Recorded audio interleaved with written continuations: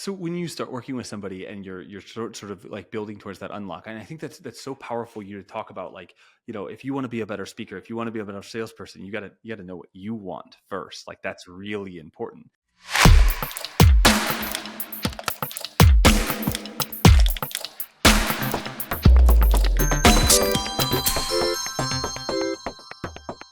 All right, welcome to the Secret Origins podcast. My name is Nic Skovgaard, and I am here with a real treat.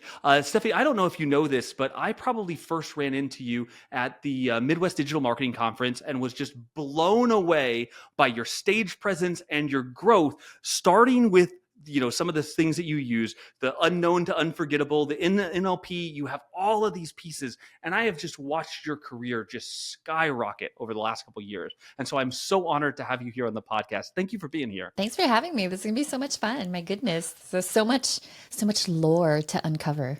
Oh yeah. The secret origins, right? We got to get back to that origin story. So Stephanie, as we kind of introduce you. You're somebody who's a little hard to introduce because you have so many things going on. You just got back from VidSummit as was it a host? MC, yeah. MC for VidSummit. I see you, doing trainings. I see you creating content. I see you as a business owner. You have so many different hats that you wear. Will you tell me about a couple of them? Sure, of course. So I always like to tell people that I am a live video strategist. Honestly, I help my clients go from unknown to unforgettable, and it's really leveraging brain hacks to keep them top of mind and tip of tongue. So whether or not they want to be a speaker, a workshop, an author, or use video marketing, a lot of that stems from really focusing on how they communicate and how they captivate on command. So, I mean, I do a lot, as you mentioned. And I feel like oftentimes when clients work with me or if brands hire me, they're looking for someone that could motivate the masses. And that's just, I feel like that's kind of been like my bread and butter. Well, and I think that there's so many people who have realized the power of video content, the power of being visible. There's this saying from a group that I'm in is visibility, credibility, profitability, right? If you're not visible, you can't be credible. And if you're not credible, no one's ever going to buy anything from you. And the fastest shortcut to that is having 1 million followers. If you could find 1 million people who are interested in what you had to say, everything that you're going to do from there in your career, whether it's get a job or sell a product or start a company or raise seed money for a venture, all of those things get easier. So you help people do just that. How do you find the people that you help, or rather, how do they find you? How do they? Oftentimes, I think it's because I'm speaking on stages, or it's because I'm doing interviews, podcasts, and live streaming myself. A lot of people will gravitate towards me and say, like, I want to be like that. How do I do that? And oftentimes it's word of mouth. Clients will say, you need to meet Stephanie, talk to Stephanie, just spend a couple of hours with her and she'll completely like break all of your limiting beliefs. And you'll ask yourself, why did it take this long? But oftentimes, yeah, that's pretty much how clients find me. They'll find me because of video. I think live streaming was the primary channel because people started to realize, oh, that's how she really is. That's how she talks. So she's funny. She's quirky. She's adorkable. I'm like, that's totally me. And if you like to have fun with your clients, and that's the type of person I am. I think that most of us, like almost everybody who watches this, almost everybody who runs into you, everybody who sees you on stage goes like, the first gut reaction has got to be like, oh yeah, that sounds great. Like I would love to do that. I would love to have that, but it's not me, or that's really scary, or I can't do that. And I think that like one of my favorite questions for you, because I know a little bit of this story, is, if you would have gone back, 10 years when you're starting out, were you always this naturally charismatic? Were you always, the person who could get up in front of an audience at VidSummit and just go with people who do this for a living? Or did it not start that way? It's so funny. I always get this question from everyone. And I always tell them, I'm Filipino, first of all. I'm the youngest of 3 children, which already means that as soon as I came out of the womb, I already had a mic in my hand. I don't necessarily sing karaoke, but I do know how to like introduce like my sister, my mom to step up to the mic. So I feel like I've always been a hype woman in that sense. Whenever there is like any drama or misunderstandings in the family, as the youngest, I would always crack the jokes, right? Like if I could break through as far as laughter. So it was definitely always a part of me. And I think even just growing up, like let's say elementary, my formative years, middle school, and even high school, it was still always a part of that. Although I would say in high school, it was more toned down towards the Okay. leadership because I joined ROTC, and it was very much like, do you know how to lead a platoon, a squad, and things of that sort. And so when I started to learn that and went into the workforce or agency life, I started to realize just how powerful it is to be charismatic, to know how to persuade people easily and effortlessly, not commanding people to do things that they don't want to do. And a lot of psychology around it. I've always studied psychology. So yeah, I would say I've always been this way. Okay. And then people would be like, how do you do that? And then being able to describe later on, well, this is the strategy. And I think that's such a beautiful segue too, because like when you think about it, the first question is like, how do you do that? And Yeah. then when you say, oh, well, I'm just naturally charismatic, there's nothing to learn. You can't transfer that. But Oh what no, you've there's done a is process. you've built a process. So you talked Yeah. about psychology, and then you talked a little bit about NLP. Will you kind of introduce us to, how you got into psychology, where the NLP came from, and where you made that transition into, wait a second, maybe there's some business opportunity here. Maybe I could teach other people to do this. Yeah, absolutely. So I would say from a psychology perspective, again, being the youngest of three children, right? I was very much like, why do people say and act the way that they do? I was very observant. I've always been that type of person. And so understanding like, how do I get mom to say yes? Right? If dad says no, how do I motivate mom to say yes? So I would say I was always a curious child. And I was very much like, let me test out this hypothesis. So it's very like, how do I get what it is that I want without getting caught? Mm-hmm. Was kind of always my thing. So as far as psychology goes, that then developed into the leadership roles that I took in school. I was in the Associated Student Body. I remember being handed this book by Stephen Covey. It was like the 7 Habits of Highly Effective Yeah. Teens. That started to plant the seeds of values, beliefs, and attitudes, right? Of teamwork, and even just the idea of a relationship bank account. And then ROTC, my commander was an ex-Navy SEAL. He definitely taught me like a lot of discipline. And so even just understanding his mindset of the things that you have to endure as a Navy SEAL, how do you lead a team and how do you lead that in the civilian world, was still psychology. So eventually I went to university, learned a lot about psychology. First job was at a tech startup, and a tech startup is very different from corporate in the sense of your values of like, I'm going to get this done no matter what, right? Mm-hmm. And how to be persuasive and how to get what it is that you want if you don't have budget. So that was really interesting. And then I started working in the ad agency world, which again is still psychology, right? It's marketing. It's how do you get people to buy the thing that you're selling? It's like that movie Inception with Leonardo DiCaprio, right? Like if I could plant an idea and make you think that it's your idea, oh, well, then that's the difference that makes a difference. And honestly, layering NLP as a part of that, NLP is really just understanding how people communicate. How does your mind actually work, and how do you quickly build rapport with them? So for example, I'm a visual communicator, which means I talk really fast. I go from one idea to the other. But if I'm pitching to someone who is like very auditory, then I have to slow down. And I have to be very mindful of the words that I use. And most visual communicators, we don't have the right words because we're just like, like we make sound effects, right? But you learn how to, in NLP, you learn how to be a better communicator in that sense. And when I was working at the agency, my founders were always like, people love your energy. They love how charismatic you are. They love how you explain things. You are going to be on the pitch team. And so they taught me a lot of like improv, right? So when your VP doesn't know the answer because they're not the one that's actually, keyboard doing the work practitioner, they're like, and so Stephanie, what do you think? You're like, well, that was a great question. Let me, you think on your feet. And so improv and NLP definitely helped in that capacity. So NLP is neuro-linguistic programming. Did I say that right? Yeah, you did. And so how did you discover NLP as like the connection between, the psychology side of like the textbook science and the public speaking and the marketing and the coaching that you do? When did you decide that NLP would be part of like your brand and your process? Oh, goodness. So I remember, again, ad agency, in the trenches of the agency world, and realizing that our pitch will always have to change based off of who is in the boardroom. And I started to notice that everyone had different communication styles. And it was my best friend, Gary Ware, who went to this event, which was it was about human communications, but a layer underneath that was basically NLP. So I went to this event, and as you can imagine, it's kind of like one of those Tony Robbins events where it's like rah, rah, motivated, right? And then at the day 3, they try to sell you into this coaching thing.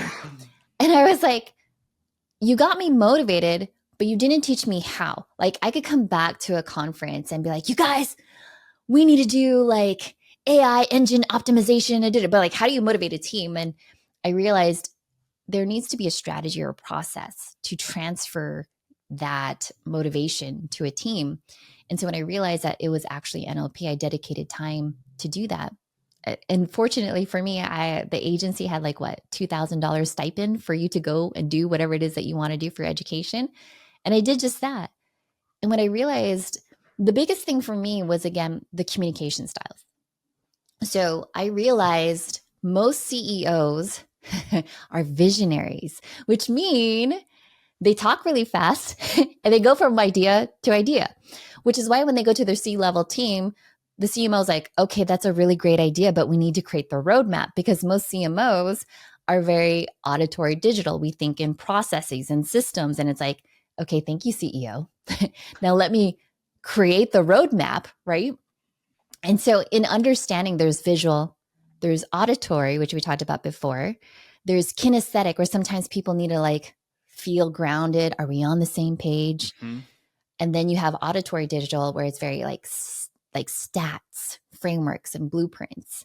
Like, I'm visual, auditory, digital. And sometimes when I would pitch to a client that was kinesthetic, they'd be like, well, I don't know if that feels right. And Nick, I would be like, what do you mean feelings? Like, when did feelings enter the chat? The feelings should not exist, because here are the stats and here are the trends. Like, I'm giving you data. And that's when I started to realize, okay, great. People don't always make their decisions based off of facts. Sometimes it's feelings. So the idea in NLP is really the person with the most flexibility controls the system. It's like the cheat code. Yeah. Who wouldn't want the cheat code? So once you discover the cheat code of how people make decisions, right, then just figure out, like, how do you make a decision? How do you know that you're confident in a decision? Like, tell me what that formula is, and then I'll just fill in the template the way that it needs to be. Okay, and so like everything I know about NLP could probably fill a thimble, but there's one or two things that I do know, and I'm really curious to know if I'm thinking about this right. And there are certain code words, right? And you said one of them, right? That doesn't feel right. I don't know. That sounds like a good idea, right? And that's one of the things that you train in NLP, is how to recognize the learning style or the communication style of the other person. And if you can figure out what the other person wants, you can figure out what's in it for them. It's a whole lot easier for you to give it to them in a way that makes them see eye to eye with the journey that you're on. Am I barking up the right tree? You hit it right. Yeah, you hit it right on the head, because like, the most frustrating thing in life is telling someone what it is that you want, and then they don't give it to you, right? Like, so if I say my favorite ice cream is red velvet ice cream, and then you say, oh, Stephanie, I was in Little Italy. I stopped by the gelato shop. I thought you'd really enjoy this, and it was chocolate. Okay, kinda, but not really. Like, 10 points to Gryffindor just for trying, but right. Not necessarily. But then now how do you arm that? Like, right. What's the base level takeaway, right? That people could definitely come and spend days or weeks with you. What's the base level takeaway of, if you come and learn NLP and you get to the point where you understand what the other person wants, there's a shift there. So how do I get my red velvet ice cream? How do you get your red velvet ice cream? Yeah, I think a lot of it is understanding, like, let's say from an entrepreneurial perspective, I want to know what your decision-making strategy is. So not only what is the combination lock, right? Is it visual, auditory, kinesthetic, or auditory digital?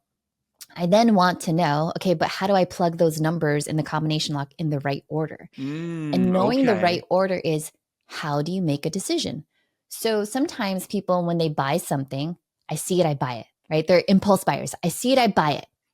But have you ever pitched a client where you're like, hey, nice to meet you. Great to have you here. Let me show you what it is that we do, right? And then I'm going to ask you questions about what you're struggling with. And I'm going to show you how we help our clients and da-da-da. Great. So you already did it. All right. So you should sign, right? They're like, no, not necessarily. I want to ask other people. You're like, oh, I didn't know other people needed to be here, right? It's one of those things where it's like, okay, if I'm going to pitch a client and if they're visual, I want to have a visual presentation on hand. I once had someone on, like, I don't know, it was like a sales call. They're like, let me tell you about this deal that we have. And I felt so uncomfortable because I was like, can I see this? Because I don't know what this looks like. And they kept trying to describe it to me. And I was like, look, I'm sorry. Like, it sounds amazing, but I just need to see it. And I was like, what is the key word? What is the name of this campaign? If I don't see it, I literally cannot go down my decision-making process until you give me the first input, right? Yeah. And if it's being able to see it for you, then not, if we're just on a phone call, that's going to be a really hard process. Okay. And so if I'm pitching, again, like let's say founders, and they ask me, so how does this work? And I'm just explaining to them. I'm like, well, this is how it works. And they're like, well, do you have a diagram?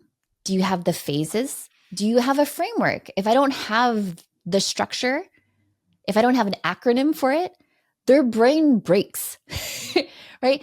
If they say like, okay, Nic, tell me what's going to happen in the next 30, 60, 90 days. And you're like, well, and you go into, I don't know what's going to happen next. So again, it's figuring out what their communication style is, what inputs they need in order to make a decision, and the order that they need it. So let's say I want to buy a new computer, right? I saw the Apple commercial, right? And then I want to compare it to the other models that they have. That's auditory digital. Then I want to get a good feeling for it. Like, how is this actually going to like feel like in my office? And then I might want to ask my friends, hey, doc, what do you think about this? And then I'll go back and say, okay, this is a good price. I'm going to purchase it. But if you said, hey, Stephanie, you should buy this new computer because it's fast and it's only $500, I'd be like, so? Okay. So does even that make the right sense? information in the wrong order may not unlock the combination lock we're talking about. Okay. And so I imagine that you had some experiences really early on in your career where like this clicked for you and then you saw it work and then everything else started to fall into place. And then everybody around you is like, Stephanie, how are you doing this? Can you teach me? Is that the cliff notes of your career here? Because it really sounds like you've built something amazing. And I watched the success that you've had. I watched the places that you are speaking, and I watched the trainings that you're doing. And it's so amazing to watch your career and just, it looks like it's unfolded so incredibly naturally. How has that come together for you in reality? What does that actually look like behind the scenes over the last, let's say 10 years of your journey? Oh my gosh. It's kind of like Neo in the Matrix. If no one has ever watched the movie before, please watch it. It's Keanu Reeves, and it's understanding the Matrix. It's really understanding how people think and act the way that they do. So if I know that you are kinesthetic, it's going to take you a little while to like warm up to me. So I might make you laugh, right? Like I might make you laugh and create this anchor where you're like, oh, me being around Stephanie, I get this feeling of like, oh, she's fun, she's playful. It's, she seems like she's a good person to have around.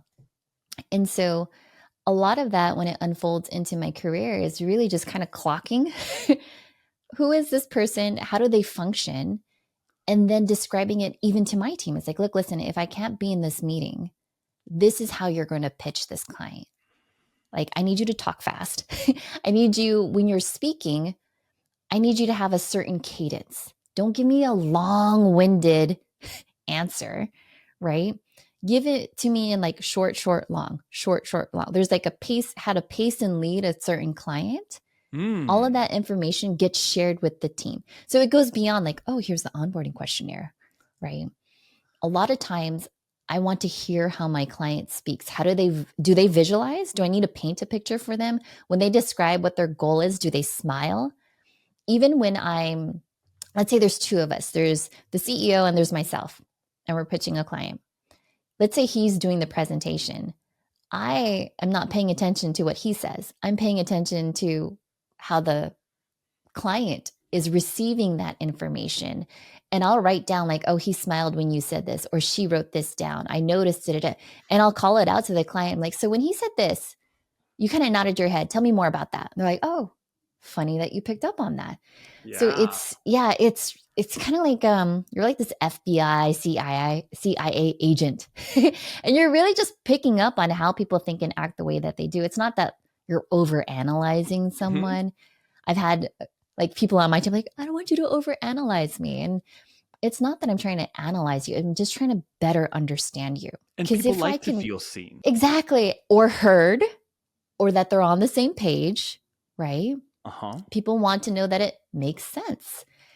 And so when you're able to take a pitch and then you cater it to all of the different learning styles, the different communication styles, I think that's what gets more people to gravitate towards you versus just talking really fast. So for a lot of the people that you work with,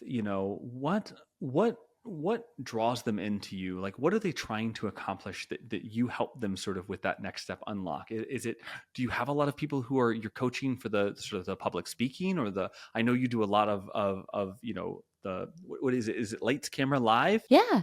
Yeah. Tell me just a little bit about that and like how it started and where it is now. Sure, of course. So Lights Camera Live is really me helping clients show up because silence isn't scalable, right? Ooh, that's beautiful. Goodness, that's beautiful. Silence isn't scalable. And we live in a world where if you're confident in how you communicate, clients will be confident that you could get them results. When people hear about Lights Camera Live, they think, oh, she's just going to teach me live streaming. It's like, no. When I say lights, I want to know what lights you up inside. Because when you are in that state of mind of like, I am unstoppable, I am confident, I know exactly what it is that I have to say, that is what lights you up and people will gravitate towards you. Then we could talk about the gear. It's not about, the spotlights, the cameras. It's not about the gear. It's about the gears that's happening up here. What are you saying to yourself? What is that conversation? And so oftentimes I'd be like, so what's the problem? What do you say to yourself, right? What's stopping you? And so a lot of times when I'm working with clients, it's really understanding what's going on inside of your head right now, because there's no one stopping you from doing whatever it is that you want to do, right? And I say this funny story too. I'm like, there's no such thing as the change your mind police. So if you want to change your mind. Like no one's going to handcuff you and be like, Nick, you changed your mind. You're going to change your mind, jail. That's not going to happen. So you could course correct or change anytime you want. And it's a lot of the clients, they think they come to me for business strategy. And at the end of the day, it's really like business therapy. Yeah. And when I think about, what you do for people in sort of a really broad sense, right, is that a lot of times there are really, really great people with really great ideas that are really making a difference that don't know how to tell their story. They don't know how to reach their audience. They're not on the right platform. And right, the moment that you meet them, if I could just get you in front of the right audience at the right scale, if I could give you the right words, your idea is going to catch fire. There's so much opportunity for what you're selling or what you're trying to grow, but there's something holding them back. When you're working with most of the people that you end up working with, what is that sort of like that aha moment for them when they go, okay, now I get it. Now I see what I've been missing. I can do this. Do you have sort of an unlock moment that occurs in most of the people you work with? Yeah. I mean, you saw this over at Midwest Digital Marketing Summit, and it's really, we do this process of anchoring, right? It's one of those things where it's like, if I want you to be confident, I don't need you to go down to Sephora and buy the latest foundation or get the best cologne. I need you to go back and think to a time when you were last confident. What did that look like? What did it sound like? What did it feel like? And for me, it's like, I'm the first person in my family to graduate college. Oh my gosh. I remember the first time I got my driver's license and I was like, oh, I'm free, right? Like, I remember when I got this fancy dress and a guy walked up to me and says like, I'd like to date you. I'm like, oh my God. Like I felt confident, right? I felt confident. And it's those things where as entrepreneurs, oftentimes when we complete a goal, we're like, okay, great, I did it. Yay, I launched my website. Yay. Next goal. And then they forget about it. So for me, the first step is really working with clients and like, you need to stack your wins. You need to see how far you've come. Because some people are still thinking about, should I post on social media today? But you're just consistent and you're doing it. And some people are struggling with that. So a lot of it is, again, what lights you up inside? Because I want to create that anchor that anytime you step on stage, anytime you're on a podcast interview, you're like, game time. You're like Kobe, about to hit, like, you know what I'm saying? You're in that mindset. I want you in that mindset because that's how you become unstoppable. It's not the endless pages of, oh, I need to listen to another podcast. I need to go to another conference. I need this master. No, you don't. You need to figure out what lights you up inside. What's your values? What's most important to you? Because most people will go into business because people just should on them. They're like, you should do this. You should do that. And then they lose sight of what it is that they really want. And which is why then you have people further down in life like, what am I doing in my life? It's because they completely lost touch with what it is that they wanted to do. So do you, when most people you're working with, are they entrepreneurs that are trying to tell their story on social media channels? Are they businesses that want to be able to market better? Are they people who want to be public speaking? Where do you find that you have like the biggest resonation with people who just get excited and like, let's go. I need to be working with Stephanie. What bucket do they come from? I would say a lot of them are entrepreneurs.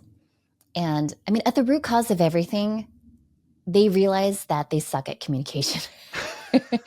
I mean, like whether it's B2B, B2C, or entrepreneurs, or just parents or whatever it is, they start to realize, I don't know how to communicate what it is that I want. And the reason for that is because I actually don't know what it is that I want, Steph. Can you help me figure out what it is that I really want? Because I feel lost. And so oftentimes it's just a matter of like, well, what's most important to you? In the context, let's say it's your career. In the context of your career, what's most important to you? Because not all people are motivated by money. Mm-hmm. Not all people are motivated by recognition and awards and da-da-da. So you got to figure out what's most important to you. Because then once you know, like, oh, okay, I'll give you my example. My top 3 values is freedom, flexibility, and fun. Okay. F-words. All efforts. And if someone said, hey, Stephanie, I've got this amazing job for you. It's open AI. It's like $500,000 a year, but you got to be connected to your phone through an umbilical cord. So whenever we need you, you got to be on call. And we're going to need you to fly out to San Francisco every week, book a hotel, and then you're going to deal with some snotty, I don't know, Silicon Valley people, but it pays good. Are you interested? No. No. It doesn't sound like I'll have the freedom, the flexibility, and goodness gracious, it doesn't sound like it's going to be fun, right? I think when you know what your values are, let's say in the context of your career, it's a lot easier to make decisions of, do I want to do this? Yes or no. It's not like, should I? Should I not? Right? You're like, does it feel that? No, it doesn't. It's a non-negotiable. I could probably refer someone else to you. So when you start working with somebody and you're sort of like building towards that unlock, and I think that's so powerful. You to talk about like, if you want to be a better speaker, if you want to be a better salesperson, you got to know what you want first. Like that's really important. And in order to know what you want, you're going to have to know what values drive the decisions towards what you want. Yes. I think that most everyone would agree with those statements, and yet very few people actually do this. And even less people know how to do this. How does somebody start with this if they don't have the opportunity to work with you?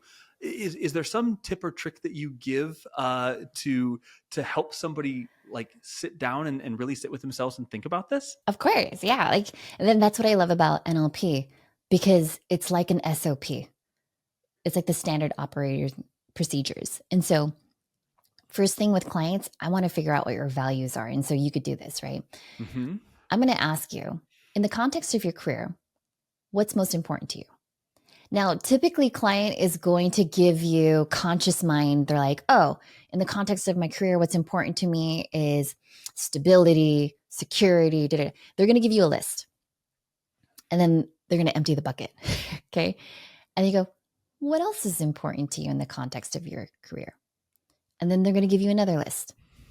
And then you keep going until like they empty out their bucket 3 times. Okay. So it's like, what values are most important to you? And then the next section is what motivates them. So in the context of your career, right? What was that feeling that you had right before you were totally motivated in your career? And that feeling could be like, I was excited. I felt challenged. Different. You notice how that's different? Yeah. Because you could have security, but you could be bored as hell. Mm-hmm. Right? You're like, but I'm not challenged. And that's why people are like, but you have a comfy job at the post office. You have a pension. Why are you leaving? Right? You'll have people like, but you're a tech founder. You're making so much money. Why are you leaving? You're like, I'm not challenged. I don't feel Yeah. like I'm growing. So you got to figure out what are also the motivation values. Okay.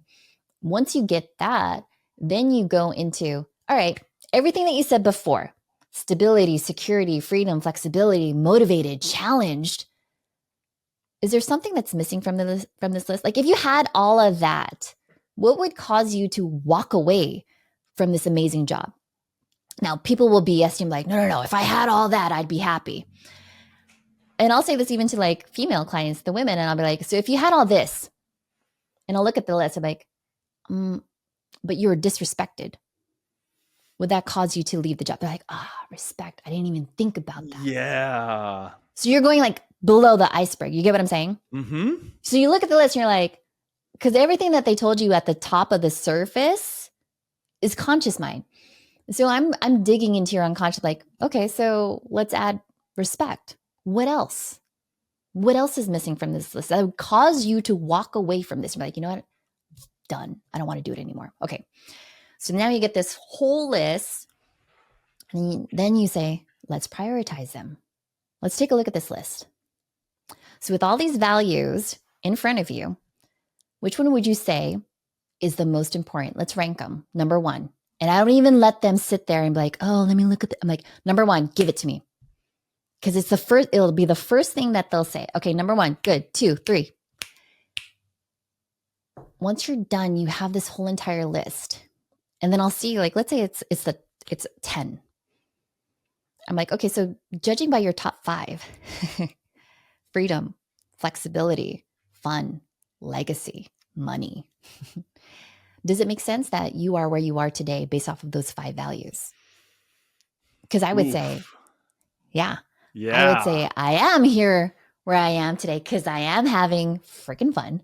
It gives me the freedom, the flexibility. I know I'm building even like a legacy because I'm not just selling socks online, right? I'm changing people's lives and I'm getting paid for it. So yeah, that's why I'm doing it. Okay. Now, sometimes I'll have a client and they're like, my goal in my career is to make like so much money. But then when you elicit their values, you realize that money isn't even in their top 10. So it's like the conscious mind is the goal setter and says, I want you to make this much money. But the unconscious mind is the goal getter. And when the head and the heart aren't aligned, that's when you see self-sabotage. It's like, I don't know, I haven't hit my ARR, my goals. It's a struggle. And like, it's a struggle because you think that's what you want, but your heart doesn't want it at all. Your heart is saying, this is boring. This isn't fun. I don't want to do it. That's the struggle. It's not another course. It's not another master class. It's your heart doesn't want it. And most people don't pay attention to what their heart wants. Does that make sense? Oh, it makes so much sense. And like the thing that immediately comes out of that conversation for me is this idea that like, you know, very often people, especially entrepreneurs and, you know, people who have that sort of outward, like they want to be important. A lot of times their goals are the goals that somebody else has influenced them. Shit on. Oh yeah. You know, everybody else has the Rolex. I got to get one of those. Everybody else drives the fancy cars. And so it's really easy for you to start moving someone else's goals to the top of your, what did you call it? The conscious goals, the ones people say out loud. And at the end of the day, that's not the stuff that actually makes you happy. That's not the stuff that drives you. I want you to say a line for me again that you said that I just absolutely love. It was about the head and the heart not being aligned. Will you tell me that one more time? That was beautiful. Yeah. So it's your conscious mind is the goal setter, and your unconscious mind is the goal getter. And when the head and the heart aren't aligned, hurdles will happen. Oh, that hurts my feelings a little bit, right? Like there's a lot of that. Like I'm like, okay, like I definitely resonate there. Yeah. So as you start to pull this deeper layer out of someone, Mm-hmm. what's the pivot? What do you give them to help them uncover? So you help them unlock those core values, and Yeah. then where do we go from there? It's the first time a client goes, "Oh my God, I actually have clarity of what it is that I want now. I actually know what it is that I want to do." Great. Tell me, what do you want? What does it look like? What does it sound like? What does it feel like? Okay. So if you say, "Okay, Stephanie, I want to make six figures, let's say my salary." Okay, great. What does that look like, sound like, feel like? Right? Are you checking your bank account and you see six figures in there? Are you Scrooge McDuck? And are you like in the bank vault and you're swimming through money? Like what does that actually look like, sound like, feel like? Because I think the more that you can hit on a client's neurology and light it up and make them feel as if it's already happened, then it's so compelling that they can't help but work towards that goal. Yeah. And I really see too the piece of, as you start to uncover that, like that comes back right into that NLP, because you're giving them something that they can see, that they can feel, right? And again, unlocking that combination in the right order is critically important. Can they see it? Can they taste it? Can they smell it? What does it actually look like? Because if you don't What does it know, actually do? it's Yeah. really hard to get there, isn't it? Yeah. So, and then I ask them, what's your evidence procedure? How do you know that you actually achieved your goal? So if someone says like, I just want to be happy, you hear those affirmations, I just want to be happy. Okay.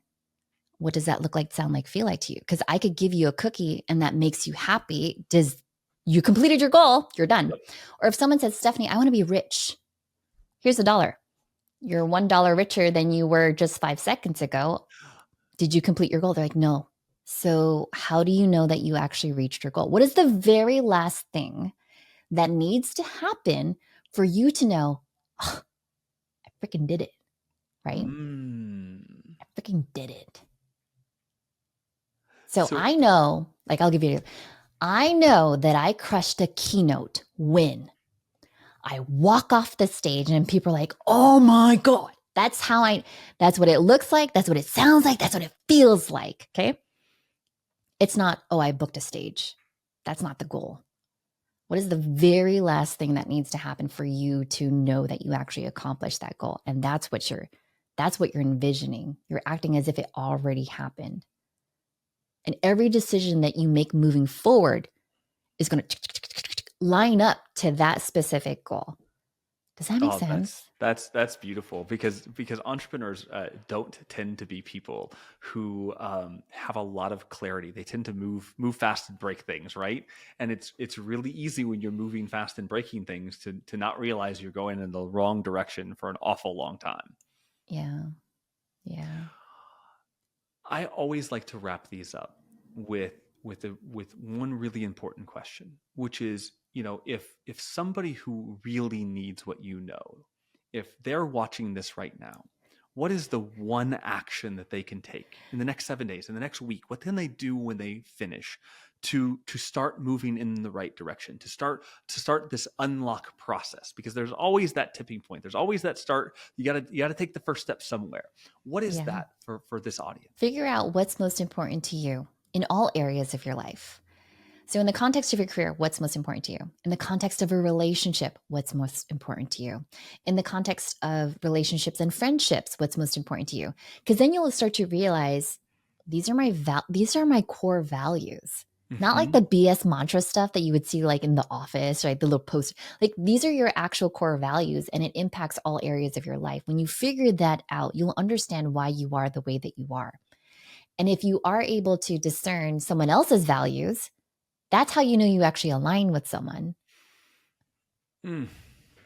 Yeah. whether that's in business, whether that's in relationships. When you figure out what someone will move mountains for, their values, it's their non-negotiable. And you know what yours are too. Nothing is going to make you go off your path.